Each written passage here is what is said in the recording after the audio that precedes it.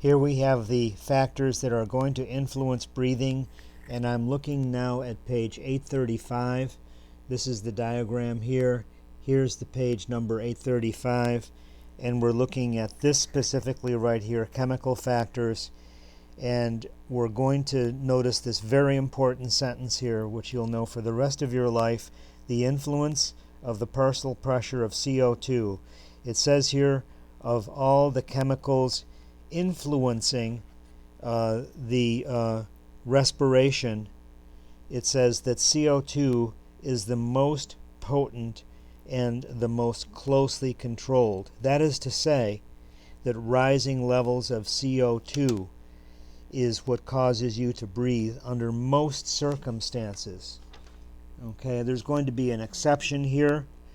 It says that oxygen is going to become a factor, but it only becomes a factor, I'll come back to this in a second, when it gets below 60 millimeters of mercury. Remember, we're starting at 100, and we don't normally get the oxygen to that level. So over here on page 837, we have a summary of interactions of PCO2 and PO2. So this is the partial pressure of these gases. It says rising CO2 levels are the most powerful respiratory stimulant. That's why we take the next breath, is to blow out CO2. Number 2 here, under normal conditions, blood PO2, partial pressure of oxygen, affects breathing only indirectly by influencing peripheral chemoreceptor sensitivity to the actual changes in CO2.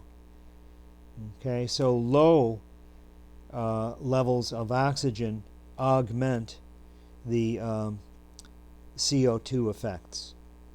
Okay, then here, look at this number 3. When arterial oxygen falls below 60. Remember, arterial oxygen is supposed to be starting up at 100. So suddenly now it's dropped down to below 60. That's quite a precipitous fall. Then it becomes the major stimulus for respiration, and ventilation is increased via the reflexes initiated by the peripheral chemoreceptors.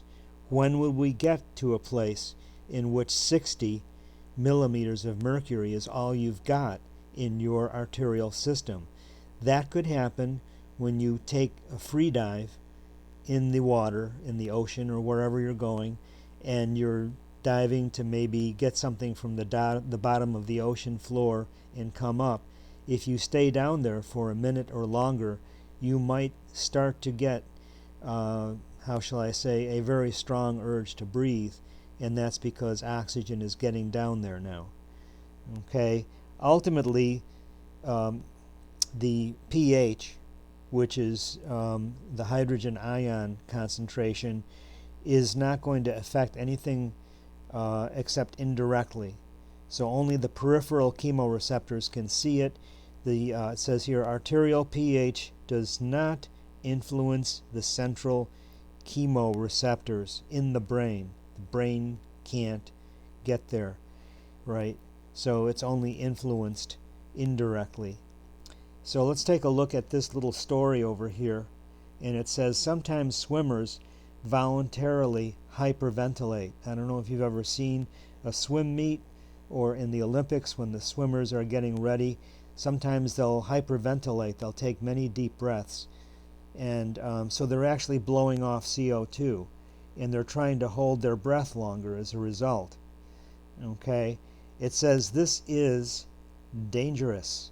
Blood oxygen content rarely drops much below 60% or 60 millimeters of normal during regular breathing, breath holding.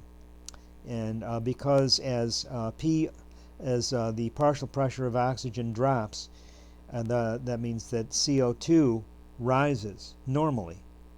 Okay, it normally, and so we have enough to make breathing unavoidable, right?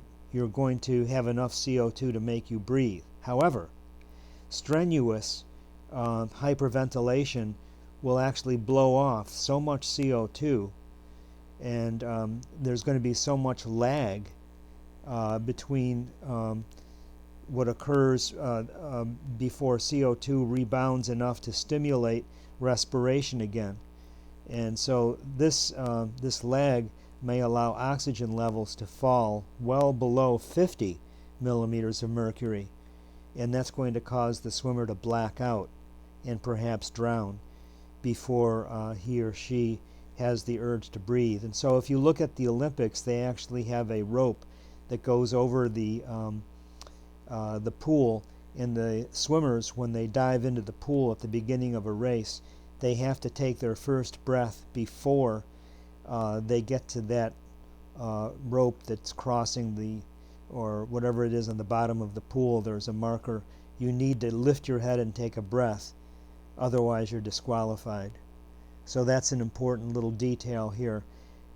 If you want to ever test this theory, you can take 20 deep breaths as hard as you can. Better if you do it sitting on the floor, and then hold your breath for as long as you can, and you will in fact black out. Okay, it's probably a dangerous thing to do, so maybe don't do it too often, but it's interesting to experience blacking out that way, and it's something that little children in my own neighborhood did, as our mothers were very upset with us when we discovered that we could cause ourselves to black out.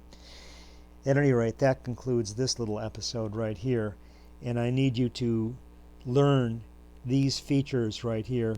CO2, rising levels of CO2 is the main stimulant, and then oxygen becomes a stimulant only when we get less than 60 millimeters of mercury, usually due to holding your breath for whatever reason you're swimming underwater or something. Okay.